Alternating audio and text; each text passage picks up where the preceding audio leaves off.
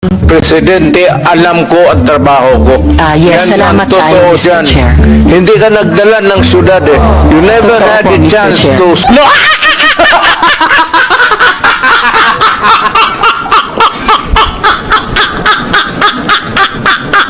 Hindi ka nagdala ng syudad eh. You never Totoo had po, a Mr. chance Chair. to solve the problem of the community. Silence please.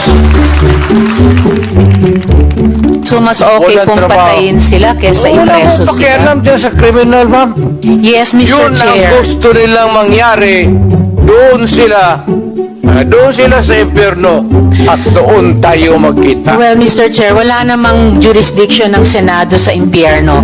Dito lang sa bansa natin pwede tayo mag-investigate. Doon tayo pupunta. Well, wala po akong ambisyon pumuntang impyerno pa. Pero Mr. Chair, ang Hirain punto kita, lang ma'am. ito, ang punto lang